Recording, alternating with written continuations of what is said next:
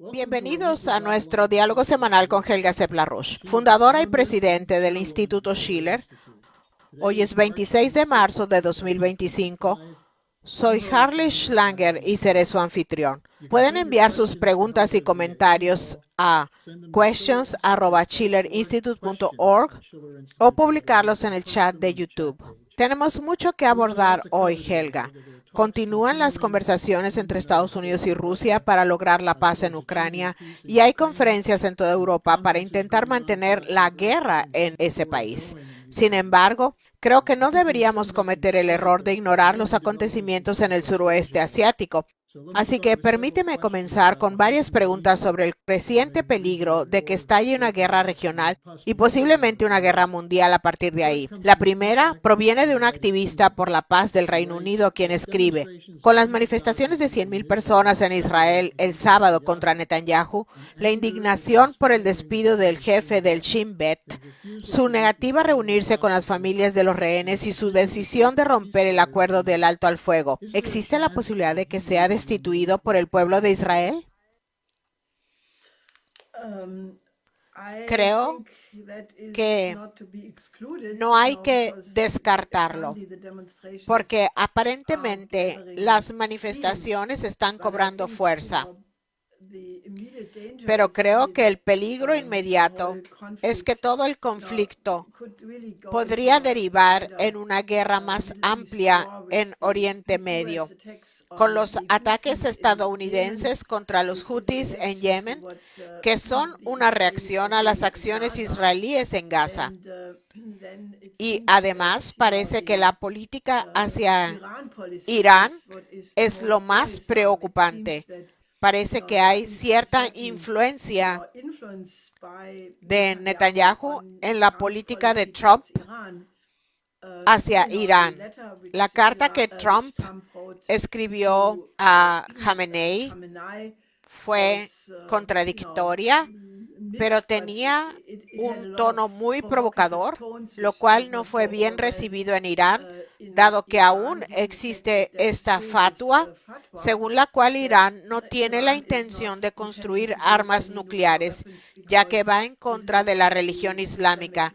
Sin embargo, hay una acusación en la que Trump parece dar un ultimátum: Irán debe deshacerse de toda su tecnología nuclear. No está del todo claro si esto también implica completamente el aspecto civil, lo que violaría por completo la soberanía iraní. Pero creo que lo más preocupante ahora mismo es que, según la información de inteligencia de fuentes abiertas, hay un despliegue de bombarderos furtivos B-2 desde Estados Unidos y varias bases estadounidenses en todo el mundo hacia la base Diego García en el Océano Índico. Y también creo que hay 2 portaaviones estadounidenses en la región. Ahora bien, si esto fuera en la dirección de lo que algunas fuentes de inteligencia y analistas de la región expertos en la materia plantean, esto apunta a un ataque de decapitación contra Irán. Ahora bien, si eso, solo digo que estos son escenarios que se están planteando, pero el despliegue militar en Diego García parece ser real. Si esto estalla, podría arruinar por completo todo lo positivo que Trump ha estado haciendo hasta ahora con Rusia, porque si se produjera un ataque estadounidense o quizás israelí-estadounidense contra Irán, arruinaría por completo las medidas tomadas en Riad, donde se han dado ciertas señales positivas de que el conflicto en torno al Mar Negro puede resolverse pacíficamente, y tanto ucranianos como rusos y estadounidenses parecen estar dando pequeños pasos hacia adelante. Pero lo único que puedo hacer es expresar mi máxima alarma por lo que está sucediendo en Oriente Medio. Creo que estamos sentados sobre un polvorín y creo que esto es realmente extremadamente peligroso, porque un pequeño incidente más, como un ataque terrorista, un incendio al estilo del Reichstag, podría crear hechos sobre el terreno y de hecho podríamos tener una escalada sin retorno. Tenemos una pregunta al respecto. Dice, si Trump apoya abiertamente un ataque israelí contra Irán, ¿qué consecuencias tendría para la normalización de las relaciones entre Estados Unidos y Rusia? ¿Es posible que sea la estrategia de Londres para poner a Putin en contra de Trump y romper la cooperación? Esa pregunta ya es la respuesta. Sí, creo que es así. Porque como se puede ver claramente, con los pasos tan prometedores para calmar y con suerte resolver la crisis de Ucrania, hay claras señales de que los británicos, Keir Starmer, el secretario de Defensa Healy, Macron y otros en Europa no están de acuerdo con este acuerdo y formaron lo que llaman una coalición de los dispuestos con un doble rasero, afirmando que seguirán enviando armas y equipo a Ucrania para asegurar a Ucrania, incluso después del fin de la guerra, con la idea siempre de mantener el conflicto. Por lo tanto, esta coalición de los dispuestos está claramente diseñada no para apoyar los esfuerzos de paz entre Trump y Putin, sino para hacer lo contrario, seguir suministrando armas. Y esto es absolutamente terrible. Esto ha provocado una reacción importante, yo diría que estratégicamente importante, del ministro de Asuntos Exteriores ruso, Lavrov, quien dio un discurso increíblemente agudo, diciendo que lo que ciertos europeos están haciendo ahora mismo sigue la tradición de Napoleón e incluso de Hitler, que sus palabras sobre provocar una derrota estratégica de Rusia sigue exactamente en esta tradición, y esto se remonta a la guerra de Crimea. No lo menciona en este discurso, pero ya se ha mencionado antes a Lord Palmerston y a la idea de desmantelar completamente a Rusia en muchos pedazos. Y de hecho, si observamos lo que von der Leyen está haciendo con su política de rearmar a Europa, que ha rebautizado como Readiness 2030, me parece sumamente preocupante y estoy realmente alarmada por lo que está sucediendo en Europa en este momento. Tenemos otra pregunta desde Los Ángeles. Alguien escribe, hola Harley y Helga. Ayer oí decir que un almirante británico amenazó con incinerar 40 ciudades rusas. ¿Ha habido alguna reacción negativa contra él en el Reino Unido? ¿O es ahora aceptable que los oficiales militares hagan declaraciones tan provocativas? Y la misma persona pregunta, ¿están surgiendo voces de oposición en Alemania a Mr. BlackRock Merz y su escandaloso presupuesto militar? Bueno, creo que en el Reino Unido hay una reacción violenta, hay manifestaciones y creo que en Alemania es increíble lo que ha pasado. La forma en que el nuevo parlamento fue básicamente engañado, o mejor dicho, Merz, quien ganó las elecciones prometiendo no tocar el freno de la deuda, en el momento en que fue elegido dijo, no, la situación ha cambiado. Luego se usa lo que los analistas llaman la bazuca financiera en Alemania, que ha desatado.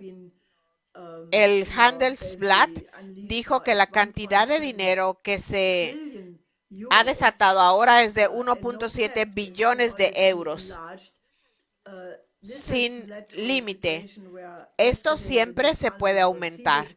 Esto ha llevado a una situación en la que ayer el nuevo parlamento se instaló e inmediatamente la AfD ahora tiene un 1% más a un 23%.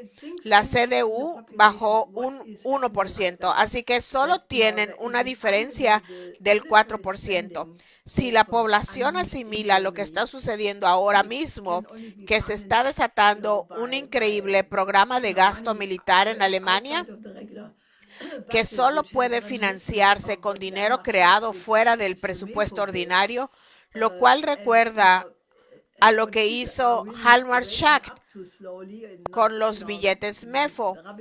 Y lo que la gente realmente está empezando a entender poco a poco, frotándose los ojos y sin querer creerlo, pero está asimilando, es que una vez que se emprende ese camino de la militarización, se convierte en una profecía autocumplida y llevará a la guerra.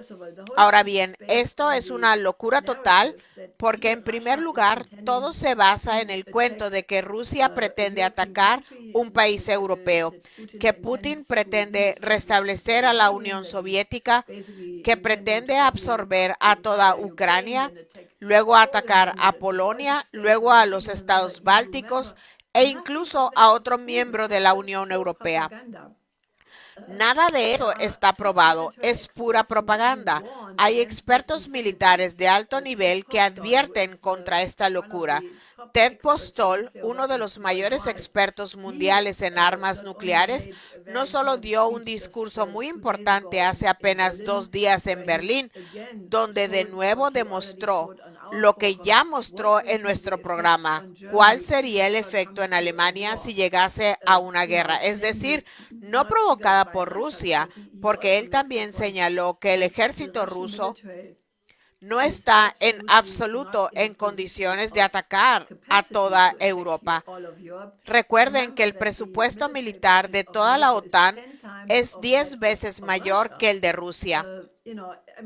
Es decir, el único tipo de guerra imaginable es una guerra nuclear.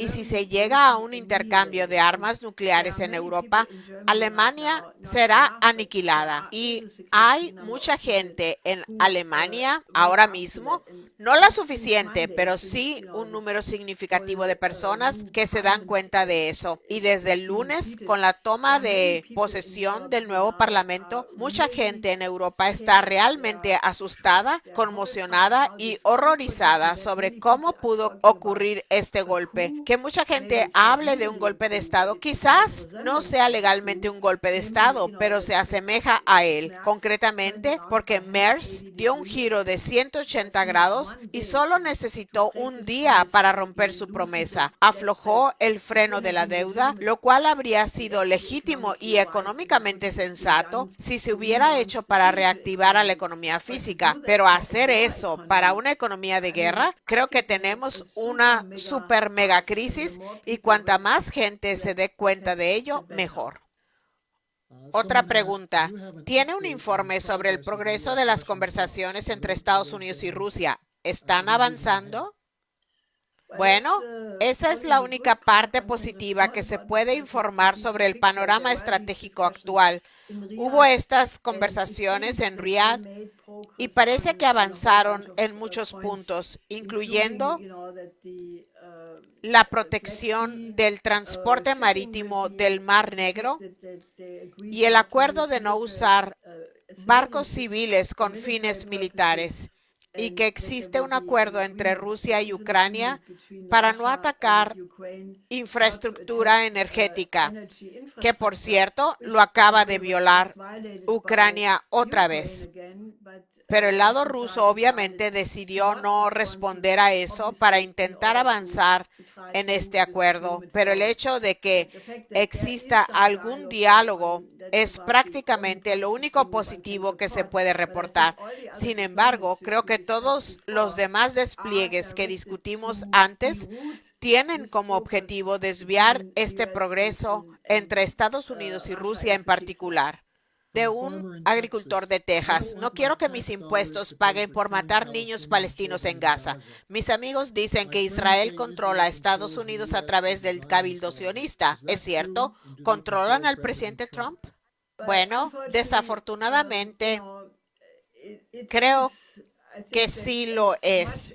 Por mucho que se apoye la política del presidente Trump en su esfuerzo por reconciliar el discurso diplomático con Rusia, lo cual considero absolutamente crucial, dado que se trata de las dos principales potencias nucleares. Creo que la situación en Oriente Medio es terrible el hecho de que convencieron al presidente Trump de bombardear a Yemen es terrible, porque la reacción de los Houthis fue debido a la renovada ofensiva de las fuerzas de defensa de Israel contra Gaza.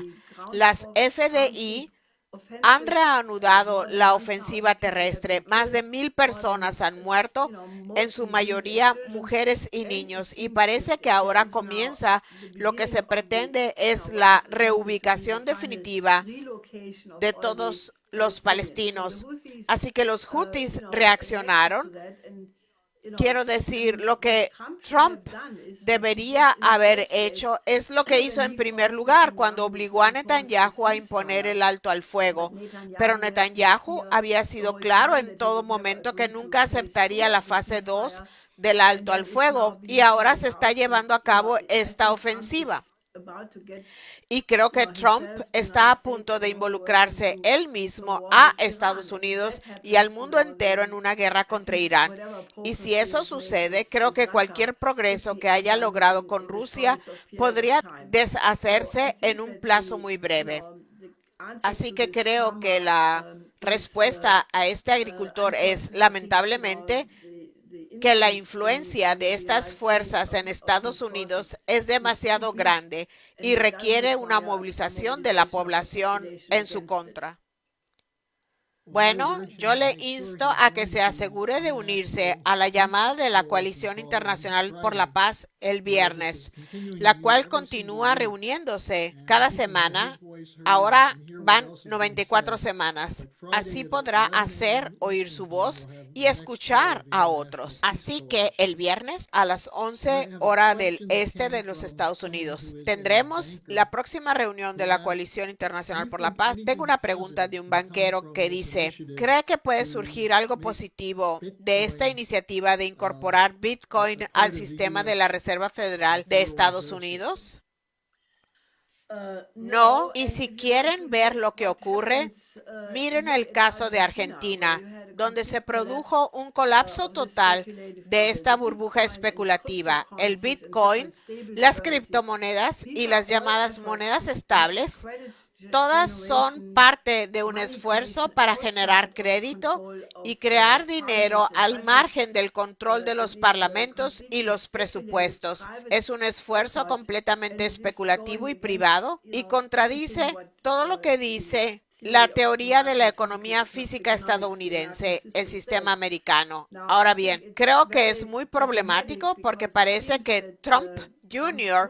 está involucrado en algunas de estas operaciones con Bitcoin y creo que no puede salir nada positivo en absoluto. Solo puedo advertir a cualquiera que piense que puede enriquecerse rápidamente invirtiendo sus ahorros en esto. No lo hagan, no lo hagan. Antes, cuando hablábamos de Yemen, surgió la pregunta sobre la llamada del Departamento de Defensa en la que participó un periodista, de hecho un periodista muy conocido, Jeffrey Goldberg. Tenemos una pregunta que alguien escribió. Tengo muchas sospechas. ¿Cuál cree que es la verdadera historia sobre el que incluyeron a Jeffrey Goldberg de la revista The Atlantic en la llamada de los funcionarios del Departamento de Defensa cuando supuestamente discutían el bombardeo de Yemen? Bueno, creo que este llamado Signal Gate fue obviamente diseñado para causar problemas en el gabinete de Trump y finalmente expulsar a Waltz. Creo que debería haber una investigación seria sobre quién es este asesor y cómo se armó. Me parece que fue una verdadera trampa. Y ahora parece que el argumento de que no se reveló información ultrasecreta podría no mantenerse, dado que se discutió el momento exacto de los ataques aéreos en Yemen. Así que eso sería claramente una señal de que hubo una filtración de inteligencia importante. Creo que esto podría ser una verdadera operación de los 5 ojos diseñada por los británicos para contrarrestar el que Trump está atacando al Estado profundo y el cierre de muchas de estas operaciones. Y aquí están creando una trampa típica para intentar contrarrestar esto. Y creo que eso es lo que es y que debería investigarse. Max Blumenthal informó hoy que Jeffrey Goldberg fue reclutado inicialmente a la política por Meir Kahane, el rabino terrorista extremista de la Liga de Defensa Judía y que de hecho estaba en las Fuerzas de Defensa de Israel durante un tiempo como guardia de prisión y ahora termina como editor jefe de la revista The Atlantic. Creo que esto nos lleva a la cuestión que tú mencionaste de que se trata de una trampa. Ahora tenemos una pregunta de Thomas que dice, para tener un programa de recuperación económica para Estados Unidos, ¿no tendría Trump que quitarle poder a los bancos de Londres y Wall Street? No lo veo haciéndolo. ¿Existe alguna posibilidad de una política Glass-Steagall? Bien, creo que quien hace la pregunta tiene toda la razón. Tampoco veo a Trump haciéndolo. Y además, la Glass-Steagall sería el primer paso absolutamente necesario, pero creo que, dada la complejidad de la situación estratégica, dado el peligro extremo en el que nos encontramos ahora mismo, el punto que he estado planteando durante 3 años se vuelve cada vez más urgente, y es que tenemos que iniciar un enfoque completamente diferente, es decir, establecer un debate sobre la arquitectura internacional de seguridad y desarrollo. Escribí 10 principios para tal debate y la ley Glass-Steagall es solo un elemento. Pero dado a que nos encontramos en un momento de enfrentamiento de un peligro total, creo que la ley Glass-Steagall no es suficiente. Es necesario presentar el paquete completo y solo puedo esperar que entre los esfuerzos en marcha, desde las 3 iniciativas de China hasta la mención de Putin sobre el potencial de un sistema de seguridad global, que eso se esté promoviendo, porque lo que vemos ahora mismo es una verdadera contraofensiva. Por ejemplo, todos los países BRICS son blanco de una guerra financiera. En Indonesia, debido a la fuga de capitales, tuvieron que recurrir al Banco Central para intervenir. Y el supuesto argumento es que Indonesia gastaría demasiado dinero en almuerzos escolares y en las mujeres embarazadas. Eso sí que es increíble. Es un país soberano. Indonesia es muy importante. Podría convertirse en la tercera economía más grande en poco tiempo. Es un nuevo miembro importante del BRICS. Hay un ataque similar contra Brasil, Sudáfrica y Egipto. Y uno casi tiene la sensación de que estamos entrando en el ojo del huracán muy rápidamente. Por eso creo que hay que adoptar un enfoque completamente diferente y pensar que si ahora mismo un grupo de países insistiera en incluir en la agenda una arquitectura global de seguridad y desarrollo como medio para evitar la guerra, por ejemplo, en la Asamblea General de la ONU, se podría despertar al mundo sobre el peligro y eliminaría la capacidad de la facción imperialista de manipular a cada conflicto hasta el punto de estallar. Eliminaría esa posibilidad y esa es mi más profunda convicción. Tenemos otra pregunta del Reino Unido. ¿Tiene alguna opinión sobre el proyecto de ley de suicidio asistido que se presentará en el Parlamento británico esta semana?